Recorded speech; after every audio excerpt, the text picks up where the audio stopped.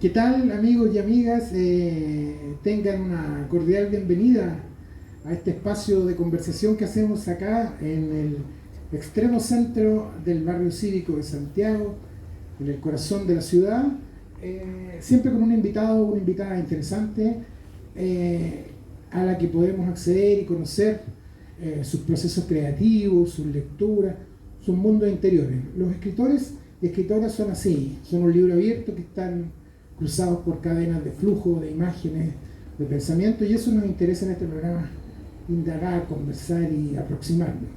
Estamos en la Biblioteca Mineduc, un espacio ciudadano para leer, para reencontrarse, para escapar de alguna manera del tráfico y del tráfago ciudadano, en este pequeño oasis de libros, de letras, de lecturas y pensamiento que el Ministerio tiene ya aquí hace muchos años y que reiteradamente invitamos a los transeúntes, a los ciudadanos a conocer y a disfrutar también de la paz que podemos lograr en este espacio. Estamos hoy día con una queridísima invitada, Marcia Mouro, poeta, no es cualquier poeta, es una poeta que viene de un mundo maravilloso y que está asentada desde algunos años acá y bueno, ella es parte de la casa ya, pero siempre creo que es importante conocerla para la gente que no ha podido llegar a su literatura en este canal que tenemos aquí todos los jueves para conversar de educación, de libros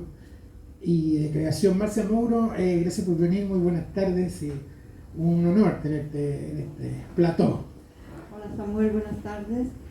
Quiero agradecerte la invitación y agradecer también al Ministerio de Educación porque estos espacios son escasos en la ciudad y además que venga del Ministerio me parece excelente. Yo feliz de aceptar tu invitación. Marcia, ¿hace cuántos años estás escribiendo aproximadamente?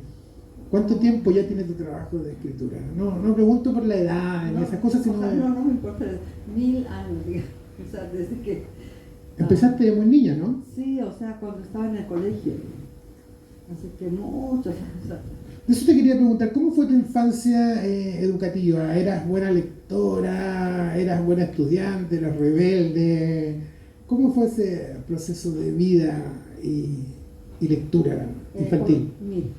Buena lectora, súper buena lectora, digamos, porque en mi casa siempre habían libros, mi papá y mi abuelo eran lectores empedernidos, digamos, entonces todos los regalos siempre eran libros, digamos. El paseo más hermoso era ir a las librerías y que nos permitan escoger todos los libros que queramos. O sea, cuando éramos chiquitas eran los libros infantiles, después poco a poco ya novelas, qué sé yo, cuentos, cosas de más grandes, pero siempre así. ¿Cómo recuerdas La Paz en esos años? Tú eres de La Paz, ¿no? De La Paz, sí. Eres paseña. ¿Cómo recuerdas esa infancia ahí en el...? Yo, sabes que recuerdo súper tranquila, mi infancia tranquila, en mi barrio de siempre, Sopocachi, digamos que es hasta ahorita mi barrio. Normal, tranquila, leyendo, jugando un poco, yendo a colegio, que me preguntabas antes de colegio, no era buena alumna, y eso no me gustaba ir a colegio. ¿Te costó insertarte en el sistema? Sí, sabes que no es que me costó, sino que cuando era ya más adolescente era como muy rebelde, así, entonces tenía un compañero mío que es amigo hasta ahora, su nombre artístico es Sol Mateo, y él y yo éramos los más rebeldes, entonces nosotros, además estaba en colegio alemán, o sea que bien estricto, cuadrado, etc. Entonces el Sol Mateo y yo éramos los más rebeldes del curso, nos escapábamos, salíamos, estábamos metidos en lecturas, digamos, no sé, leíamos Allan Kardec, digamos, cuando los otros no tenían idea de esas lecturas, qué sé yo. Entonces los dos nos aplazamos también, o sea, perdimos un año y los dos...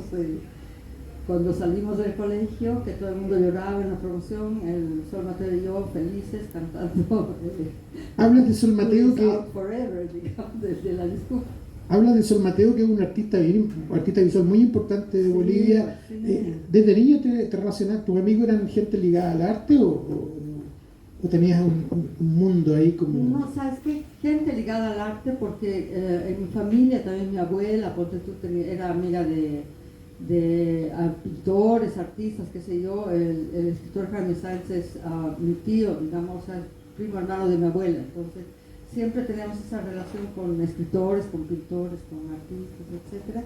Y aparte de eso, de esa relación familiar, digamos, con estos artistas, mis amigos también, yo obviamente me interesaba más por tener amigos artistas y por ahí andaba. Y cuando hablas de rebeldía, ¿cómo se compensa esa idea, ese gusto por las grandes ideas, por las bellas formas y la rebeldía? ¿Cómo se combina eso? No, o sea, digamos, yo digo rebeldía porque porque, digamos, te sales de la media, digamos, o sea, no era como todo mi curso, bien ordenadito, calladito, tranquilo, estudioso, respetuoso de las reglas del colegio, etcétera. O sea, a mí eso no me importaba, entonces yo iba por otro lado. Y por eso me aplacé también. ¿Y de qué escribías cuando tú dices que ya siendo escolar? En el colegio escribía, bueno, nos daban tarea, digamos, en literatura, nos daban tarea de, ponte tú, leíamos cuentos y nos daban la tarea de terminar el cuento con otro final, digamos. Entonces eso me encantaba, eso feliz así. O poesía, nos daban temas de poesía típico de Día de Madre, Día de Padre, de la Patria, entonces así y así. Me imagino que entonces conoces muchos autores tradicionales de la literatura boliviana. Sí. ¿Qué te parecen esos autores? Tú ahora como evaluándolos de tú a tú, también eres poeta. No, de todo, pero bueno, respeto harto, digamos, a los, no sé, pues esos Jaime Freire, de esa Oscar Cerruto. Respeto harto, Oscar Cerruto me encanta, personalmente, digamos, ¿no? Peregrina para un imaginario, que es hermosísimo. Pero encuentro que es, o sea, que me encantaron en una época, digamos. Ahora ya no los volví a releer, no los releía, digamos. Pero me parece que ha sido importante en la época en que estuvieron y lo que mostraron y lo que implicó en Bolivia, digamos, la escritura de todos ellos. La pregunta es cómo te llevas con la tradición literaria de tu país. No me llevo. ¿Es tranquila? No, ¿Es rupturista? ¿Es crítica? No, nada, no me llevo, o sea, no sé, no. A ver, es crítica en el sentido de que yo encuentro que son muy tradicionales, muy quedados, muy tranquilos, así, aunque ahora ya está cambiando eso porque con los jóvenes, ¿no? Con las nuevas tecnologías que les abren el mundo y les muestran otras cosas. Pero antes, cuando yo estaba allá y cuando era joven y adolescente, era súper cerrado, entonces eran súper tradicionales, tranquilos, que sé yo, de una tradición, digamos, perpetuando la tradición. Todos querían escribir como Franz Tamayo, entonces era así. Ahora ya, como te digo, ahora ya no, con los jóvenes es diferente.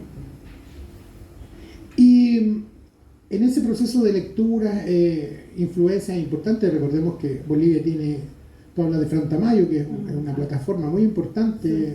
La mitad del país se llama Fran Tamayo, colegio, biblioteca, o sea, una figura muy fuerte, ¿no? Sí, sí. Es como el peso que tiene aquí una Gabriela Mistral, un Pablo Neruda. ¿Cómo se fue armando tu proceso creativo? ¿Cómo fue juntándose, armándose, componiéndose? Sabes que mi proceso creativo se fue armando, juntando y componiendo, digamos, con lecturas no de bolivianos, digamos, sino que de otras cosas. Digamos, a mí me encanta leer novela, entonces con mi abuelo al principio nos leía él, después le leíamos nosotros a él cuando ya era más viejito y nosotros sabíamos leer, pues de todo Emilio Salgari, todos esos así, entonces el Corsario Negro, el Sandokan, todos esos colecciones completas, los domino, amo, me encanta, y ese mundo, esa estética, digamos, me encantaba, pues, así, pirata, marina, que sé yo, no tengo malos. Te iba a preguntar si ¿a mujeres leíste también de la literatura boliviana? Mujeres, sí, o sea, he leído muy poco, en realidad he leído, ¿cómo se llama? Mundi, por ejemplo, ¿no? No, Hilda Mundi, la conocí a Hilda Mundi, o sea que para mí un shock, digamos, porque yo era muy chico, yo estaba en colegio cuando la conocí, y nos invitaron a una reunión en su casa a un compañero mío de curso, el Julio Aliaga, que también escribía, éramos los dos que escribíamos, digamos. Entonces a nosotros dos nos invitaron a la casa de esta Hilda Mundi, estaba su hija, la Silvia Mercedes Ávila, que también vino aquí a Chile, que escribió cosas preciosas aquí en Chile. Y ella estaba pues ahí, entonces la conocí a ella y me impresionó y obviamente leí sus cosas. Después fui una vez a un recital, era chica también, de Alcira Cardona, que me impresionó muchísimo porque ella declamaba así como con fuerza, como declamadora misma, así. Me encantó Alcira Cardona. Y mujeres que más así antiguas, no sé eso, es que no leo mucho. Yolanda Bedregal, obviamente, digamos que te la pasé en el colegio, digamos. Y teniendo estas mujeres existentes, tú decías en algún minuto de tu adolescencia, ¿no? De tu primera juventud, ser poeta. ¿Cómo fue esa concienciación? ¿Se lo comunicas a tu papá? ¿Tus amigos te conocían como la poeta, la poetisa? No sé cómo. ¿No? No, nada que ver, no he decidido. Así, además, cuando yo estaba en el colegio, digamos, hasta creo que segundo medio, ni pensaba, no sabía que existía una carrera de literatura, digamos. Y después cuando me enteré que había carrera de literatura, porque el Carlos Mesa, que creo que es bueno, y que es historiador, ¿no? Sí, historiador y es literato también, él estudió también literatura. Entonces él fue a reemplazar a mi profesora de literatura en el colegio, a mi curso, a reemplazarme, él fue nuestro profesor. Entonces ahí me enteré que existía carrera de literatura, gracias al Carlos Mesa. Y obviamente decidí salir de colegio y entré de cabeza a literatura, digamos. En San Marcos, ¿no? En San Andrés. San Andrés. Sí, San Andrés. ¿Y cómo era ese ambiente de los estudiantes de literatura de la Universidad de San Andrés? Ya, ¿sabes qué? Para mí, o sea, ¿sabes qué pasa? Que la Universidad Mayor de San Andrés es pública, ¿no? Es pública, gratuita. Yo venía del colegio alemán, entonces hay es normal, natural y todo eso, ¿no? Entonces me miraban como que aquí dice el cuí, que no me hablaban, no me saludaban, qué sé yo. Blanca, ¿no? También. Claro. Pues, porque Bolivia es una sociedad que tiene estancos sociales muy fuertes, ¿no? Claro, así me trataban. Y yo tenía compañeros, o sea, no había ni uno compañero del alemán, obviamente, en mi curso, pero había de otros colegios particulares también. Y poco a poco me fui haciendo amiga, así normal, y después fui súper amiga de amigos, de compañeros que vivían en el Alto, que, o sea, no son del alemán, que eran de colegios fiscales, qué sé yo, y hasta ahora quedamos súper amigos. Por ejemplo, te digo el Juan Carlos Ramiro Quiroga, que querido hasta el día de hoy, digamos, nos hablamos, varios, Liborio Uño, un montón de amigos así del Alto, digamos, ¿no? Y después ya una vez que nos conocemos ya como personas, entonces ya esa cosa que venía del alemán ya se diluyó, ¿no? Pero al principio el cuchicheo viene del alemán. ¿Y qué buscabas estudiando literatura?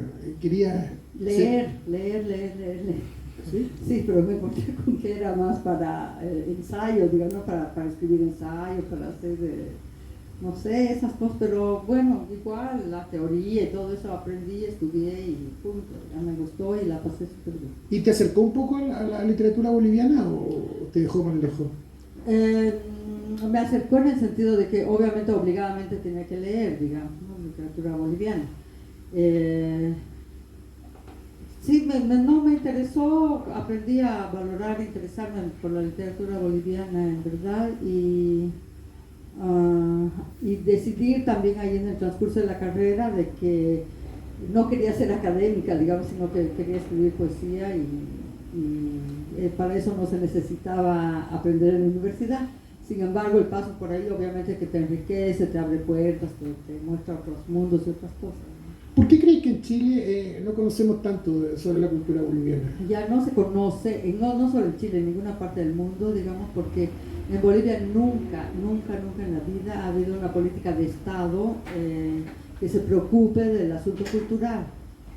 Sí del folclore, digamos, ¿no? O sea, que la diablada, que los bailes, que las músicas folclóricas, que es lindo, importante, todo, pero de la cultura, de los escritores, pintores, etcétera, cine, nunca, ¿no? hasta ahorita no hay, pues nunca ha habido y no habrá, digamos, digo yo, hasta que entre no sé quién del presidente. Y hay que llegar para nuestros usuarios, nuestra gente que nos ve, hay que llegar a La Paz para darse cuenta de la cantidad de información que hay, libros, Sí, cineastas. mira, miles de películas, de librerías, millones, escritores, ¿para qué te voy a decir? Millones, digamos, también. Pero no se conoce. Pues, es un problema que tenemos con nuestros países de no saber lo que tienen vecinos tan cercanos. Exactamente, no conocer y no saber. Te digo, una vez en Buenos Aires, en un encuentro de poesía, terminé de leer y se me acercaba la gente así, y una persona me dijo, "Ay, no sabía que en Bolivia escribían así". Imagínate. O sea, ya... ¿Qué es lo más interesante de tu país? Que se te podría declarar eso de su cultura. Bueno, tú eres prácticamente una embajadora también, ¿no? Porque siempre te toca hablar de tu país. Sí, lo que me parece muy interesante es la diversidad, la cantidad, digamos, de diferentes etnias que hay, ¿no? Los idiomas, la ropa, las costumbres diferentes. Todos creen que, digamos, solamente son los aymaras y los quechos la mayoría, pero no es así, pues hay millones de otras etnias con sus propias culturas, siguen con su propio idioma, con su propia vestimenta, con sus propias tradiciones, etc. Entonces eso me parece que es lo más importante y enriquecedor de Bolivia. Y la Bolivia urbana, la Bolivia de las ciudades, la Bolivia nocturna, Vizcarra, por ejemplo, personajes como ellos, como hoy día Matilde Casasola, por ejemplo, el cine de Jorge Sanginés, No, yo amaba el ¿qué cine podrías de Jorge decir de toda Sanginés? esa...? O sea, el cine de Jorge Sanginés es alucinado para mí desde chica, digamos, o sea, vi 4000 veces las películas, me parece maravilloso.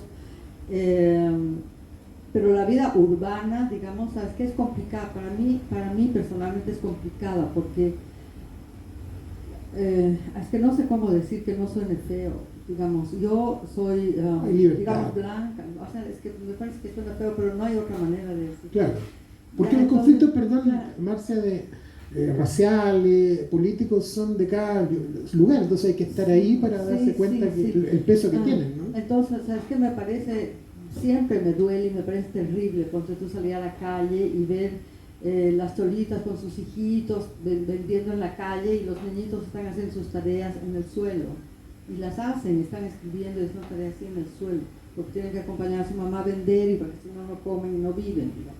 Entonces, todo eso me parece doloroso, terrible. Entonces, para mí es súper triste, injusto y complicado, digamos, no sé, salir y caminar por las calles de Bolivia y ver esas ¿Te sigue doliendo eso? Absoluta, terrible, o sea, me parece terrible, porque además veo que no ha cambiado nada, pues, o sea, sigue tal cual. Tú hablabas delante de Jaime Sáenz, sí, sería interesante que nos cuentes quién es Jaime Sáenz, su importancia en la literatura, ese personaje, si tal vez lo podría describir para nuestros auditores. Bueno, Jaime Sáenz es un escritor boliviano, más conocido como poeta, digamos, pero también ha escrito novela y teatro. Tiene una ópera también, una ópera musical. Él es un poeta, dicen el poeta paceño, digamos, que quiere decir el poeta de la ciudad de La Paz. Jaime Sáenz vivía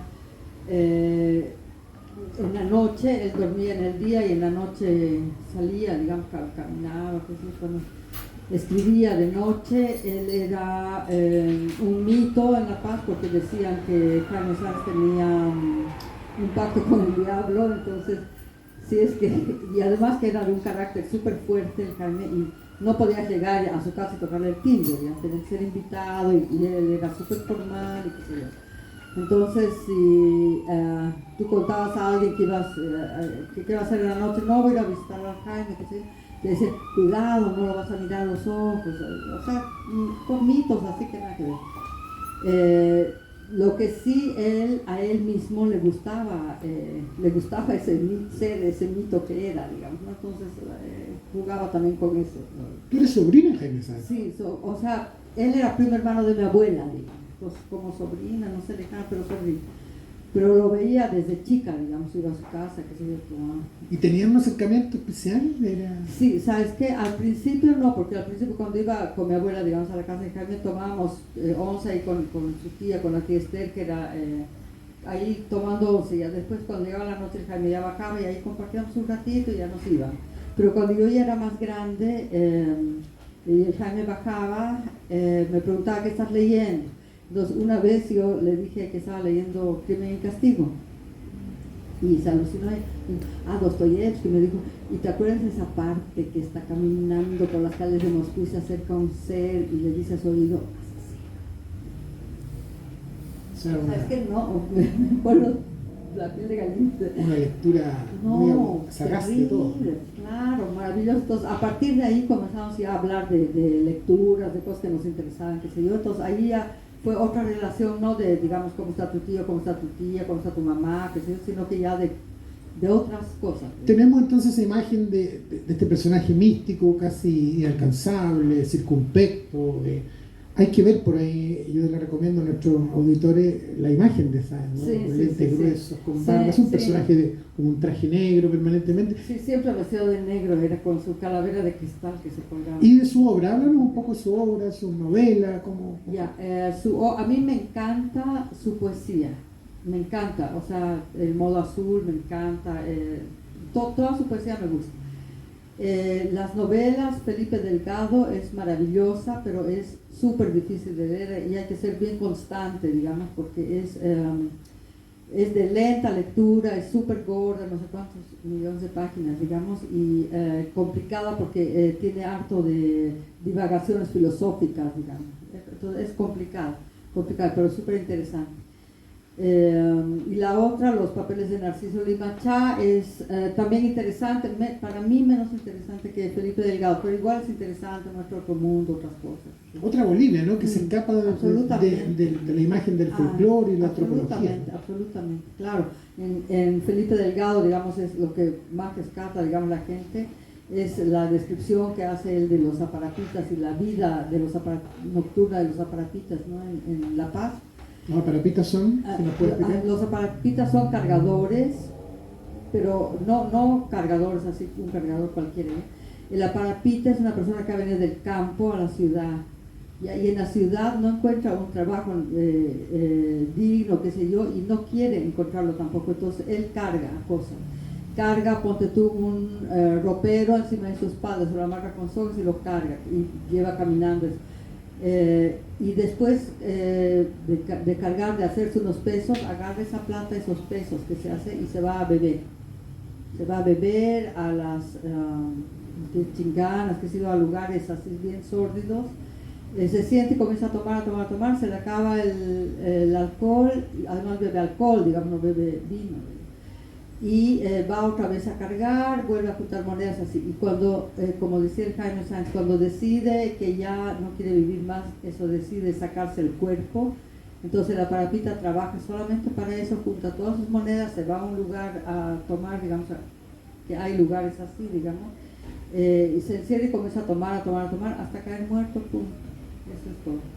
Una vida absolutamente anónima. ¿Y qué crees que le estremeció a Jaime Sáenz esa imagen de esos cuerpos entregados por generaciones, ¿no? Porque son abuelos, son nietos, son hijos que trabajan cargando cosas, se les deforma el cuerpo, es una cosa bien... Sí, y además, bueno, al Jaime la brutalidad de esa vida, pues la brutalidad, porque él era como muy dado a las cosas fuertes, digamos, o sea...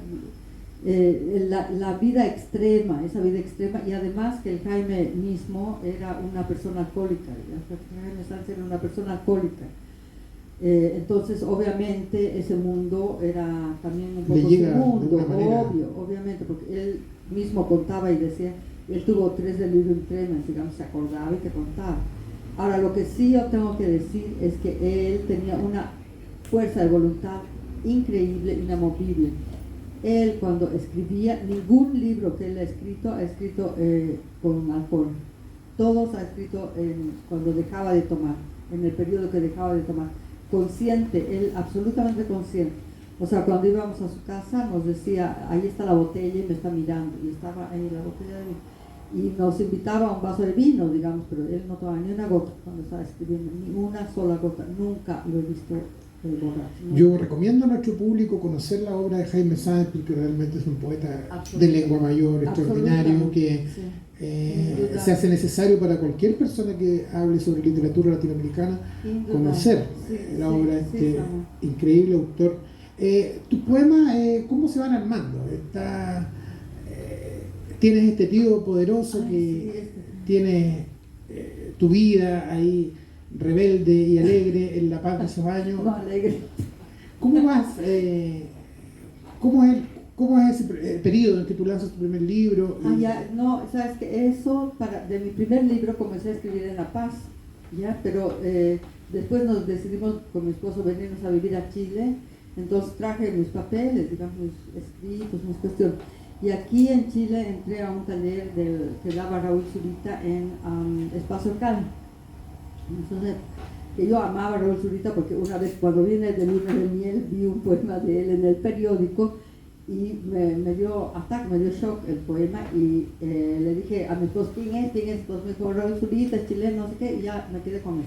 Fui a Bolivia de regreso de luna de miel y busqué a Raúl Zurita en todas las librerías y no había nada. Cuando me vine a vivir aquí, estaba dando un taller. Entonces el Germán me dijo, entra al taller. Y yo dije, no, ¿cómo voy a entrar con semejante poeta? No, entra. Ya me inscribí, entré. Y ahí con Raúl era un taller para gente que ya tenía algo escrito. ¿No? Entonces llevé mis cosas y ahí, ahí aprendimos a armar, a leer, corregir, etc. Es decir, que la distancia en Chile te hace concienciarte sobre tu trabajo de escritora. Sí, francamente, sí. Y para quien no conoce tu escritura, ¿de qué hablan tus poemas? ¿Cuáles son los temas que trabajas, que te interesan abordar? O sea, me interesan abordar cosas, digamos, primero tienen que llamarme la atención poderosamente, digamos, porque si no, no voy a estar escribiendo de cualquier cosa. Entonces me interesa a mí conocer otros mundos, otros seres, no sé, de los Selknam, o sea, obviamente de un recorrido interior mío, de mis miedos, mis cosas personales, digamos también, pero no como diario de vida, sino como exteriorizarlo, digamos, exteriorizarlo, entonces... mucha observación, ¿no? ¿Qué? Mucha observación. Muchísima observación, muchísima. Y te quiero hacer una pregunta, tú hablas de que en tu sociedad boliviana todavía la presencia de la piel es importante, si eres mestizo, si eres blanco. ¿Tú consideras que tienes elementos andinos, por ejemplo, en tus intereses? Sí. ¿Hay algún elemento indígena, por ejemplo, en tu observación, en la idea del silencio que tiene tu poema? Sí, todo. O sea, mira, yo sé, digamos, que mis apellidos son españoles, digamos, ¿no? Porque en España hay un lugar que se llama Mogro. Entonces, yo sé que soy española, no me importa. Y sé que tampoco soy, digamos, tupacatari, ¿ya? Pero no convivencia, sino que el haber podido observar, mirar y ver el modo de vida de aymaras y quechos en la ciudad, no te estoy hablando del campo, en la misma ciudad, digamos, siempre me ha encantado, me ha interesado y me ha hipnotizado. Entonces siempre va por ahí, digamos.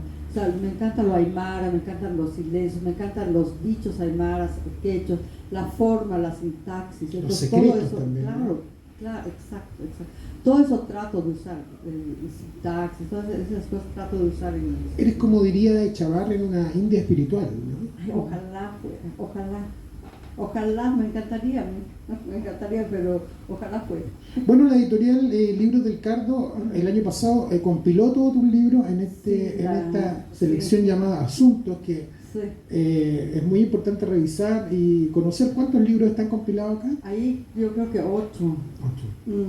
Son todos mis libros. Y los nombres, por ejemplo, hay uno que se llama Semiramis, ¿no? Ese es Semiramis 16 MG, es el primero que escribí, el primero. Y después viene Los Jardines Colgantes, De la Cruz a la Fecha, Lacrimosa, no sé, así otros más. ¿Cuáles son los temas centrales que recorren todos los libros que tú crees que sumando y restando siempre están presentes, siempre insisten en cada publicación? Sí, ¿sabes qué? Siempre insisto en unos seres como marginales, abandonados, que no son vistos, digamos, por la sociedad, pero que sin embargo a mí me impresiona eso, sin embargo están viviendo, están ahí cada día, sufriendo, viviendo, aprendiendo, qué sé yo. Entonces ese tipo de seres, digamos, siempre recorren y pueblan mi escritura, siempre. Porque me parece terrible pues esa existencia así invisible para el mundo, para la sociedad, hermosa pero terrible. ¿El tema de las mujeres te convoca? Sí, pero no me mata, no me afecta, no sé si, digamos, pero no te puedo decir que soy feminista ni que escribo para mujeres. O sea, en varios de mis libros yo tengo, no sé, un hablante como hombre y un hablante como mujer, digamos. O sea, mezclado, metido, que otros dicen que como uno está escribiendo es uno mismo, no sé, pero hombre y mujer.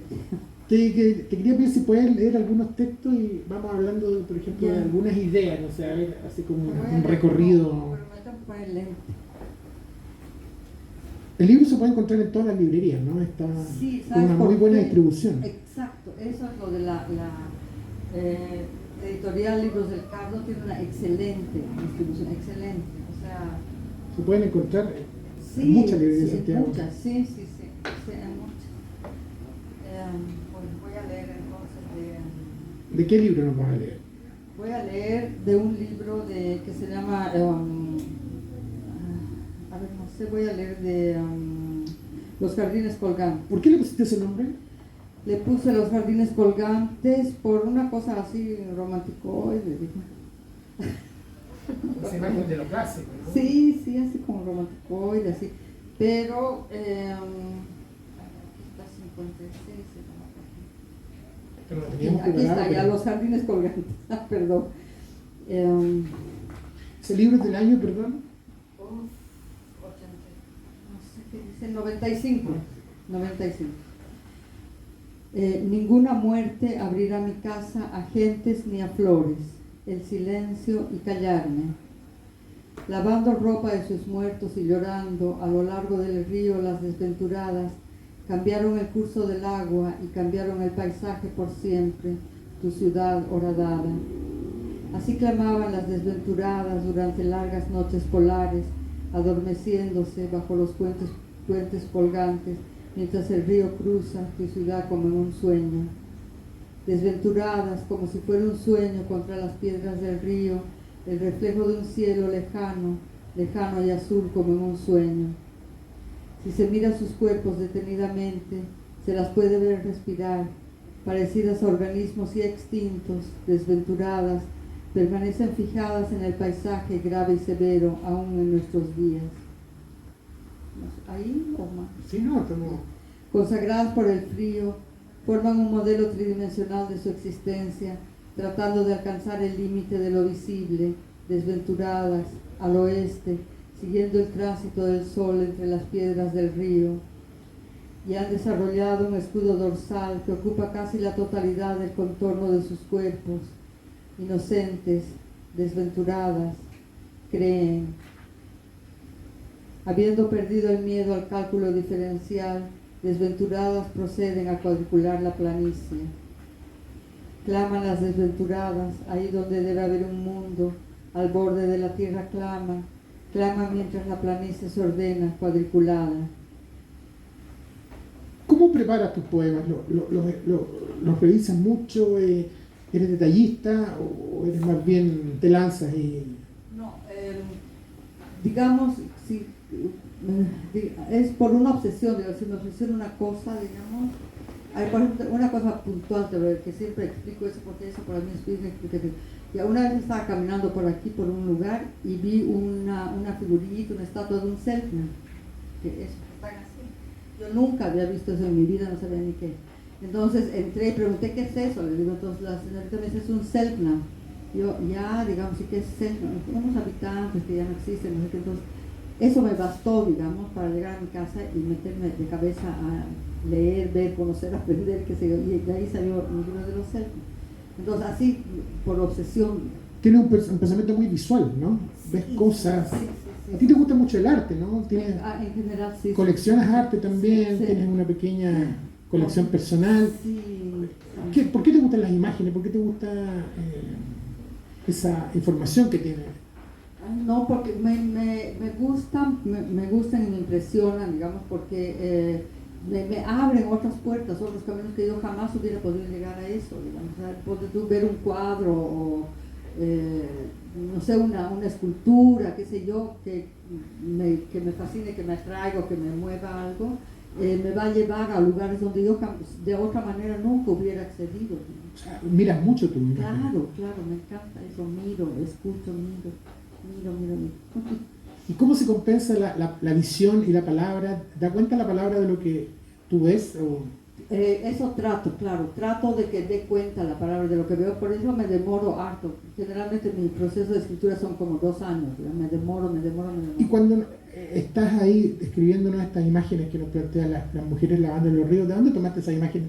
¿Eso lo viste? Sí, sabes que siempre veía eso, porque en La Paz, digamos, cuando bajabas de Sopocachi, que es mi barrio, digamos, al barrio alto, pero que allá se baja al barrio alto, digamos, que es el barrio Obraje. alto estaba Claro, en la parte baja. Claro, exacto. Ahí hay el río que cruza la ciudad que se llama Choqueyapu, que es como el Mapocho, pero Choqueyapu.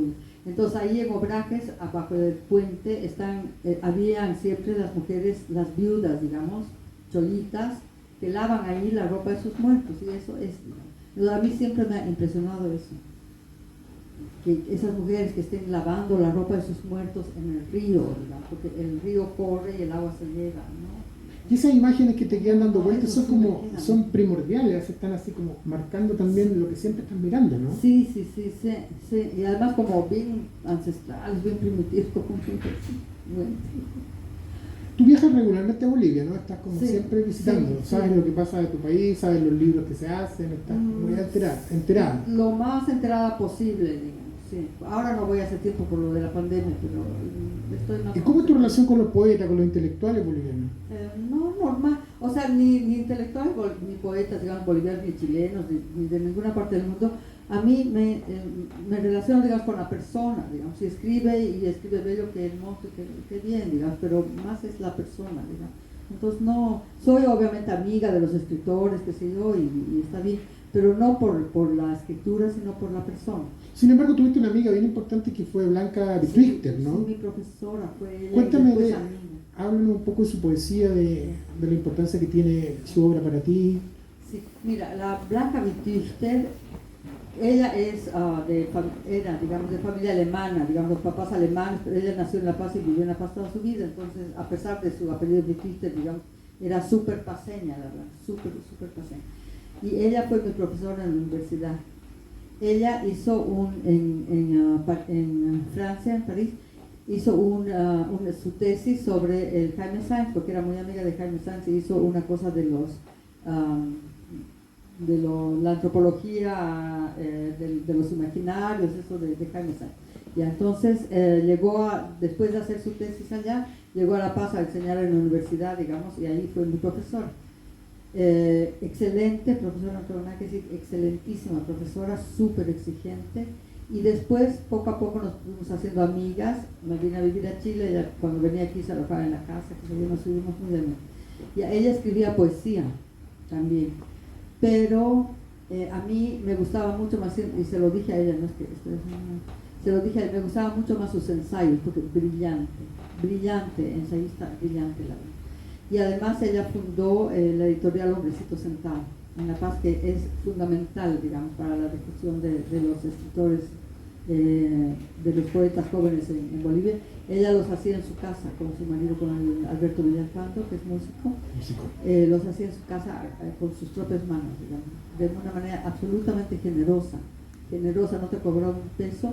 Y después la Blanca es una de las únicas personas que a mí me pagaba cuando vendía libros míos, digamos.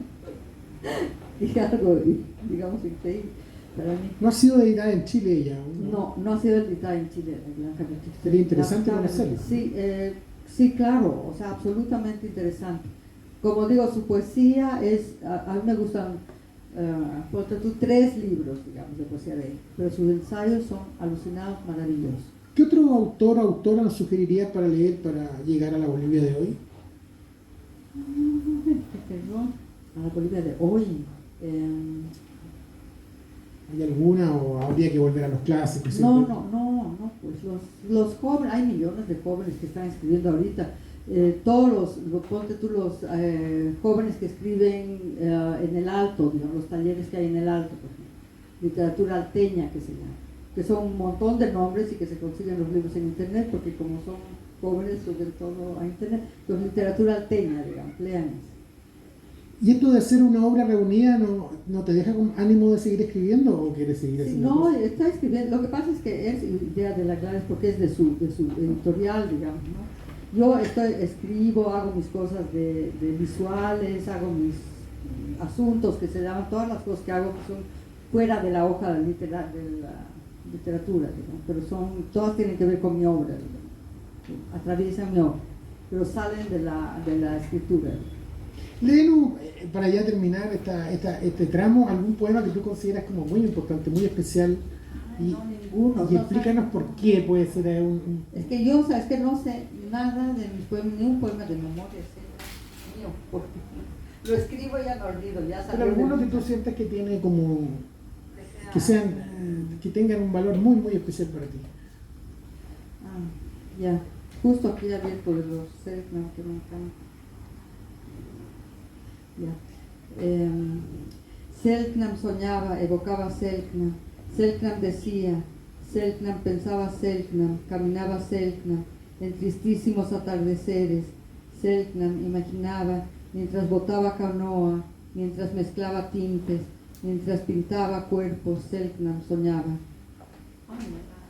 Me encanta. ¿Eso te conmovió a partir de la imagen que tuviste? Sí, me impresionó y de ahí entonces me fui leyendo, investigando y aprendiendo de esos seres Selknam y Cahuéscar y admirables. Que son muy luminosos, ¿no? Porque tienen un imaginario Alucinante. Una espiritualidad impresionante, ¿no? Sí, que yo creo que los chilenos a veces no los hemos aquilatado de verdad quiénes son, ¿no? Exactamente, y muchos chilenos incluso me preguntan ¿quiénes son los Selknam? O sea, ¿cómo no van a saber ustedes de esos maravillosos? ¿Cuáles son tus futuros proyectos visuales, escriturales, viajes? Sí, ¿Vuelves a Bolivia? ¿Vas a leer en...? Voy a ir a presentar, porque ahorita he terminado un nuevo libro, digamos, entonces ese voy a ir a presentar a Bolivia. Ese es de los que se llama Casoni, que es de los hombres de agua, que es de los Urus y Chipay. Eso voy a ir a presentar a Bolivia. Pronto. Sí, a lo que me lo haga cosas de plural, editores, a lo que termine yo voy presente. Y después lo voy a hacer acá también. Bueno, este programa para despedirnos se ve, yo creo, en colegio, ¿no? Nos han visitado también por las redes, gente que está en distintos lugares de Chile, y lo más probable es que en el norte haya muchos estudiantes que vienen de allá con la cosa de la migración, de los intercruces de fronteras. ¿Qué le diría a esos profesores de literatura que tal vez tienen un alumno que escribe, que también le interesan las letras? Sabes que a todos los profesores en general, digamos, en literatura, que no obliguen a leer, que no, si no les gusta o les aburre un libro, que no lo obliguen a terminar, que les hagan leer lo que les interesa. De esa manera, leyendo los alumnos lo que les interesa, toda su vida van a querer seguir leyendo. Es la única manera, digamos, de que toda su vida quieran seguir leyendo. Libertad de lectura, por ejemplo. Exacto. O sea, personal, lo que les guste a cada uno, que cada uno lea lo que les guste y después que lo cuenta al curso, no sé, me parece una manera hermosa de aprender literatura y de conocer. Marce Mouro, qué bueno tenerte acá, qué bueno que estás en Chile, parece que para siempre ya, sí, te va a quedar. Para siempre. Recordarle y sugerir su libro que reúne su obra, Asuntos, por la editorial del Cardo, que está en las librerías importantes del país, y podamos conocer, ¿no?, a esta pequeña joyita que tenemos acá viviendo, que nos trae información de una cultura tan rica, tan hermosa, tan espiritual como la cultura boliviana. Gracias, Marcia, por estar acá. Gracias. Y que te vaya muy bien. Gracias, Samuel. Y a nuestros auditores y gente que nos sigue, nos encontramos en una próxima edición buscando el extremo centro del pensamiento y de la escritura. Gracias al equipo de producción y al público que nos viene a ver. Nos encontramos en una próxima sesión. Hasta pronto.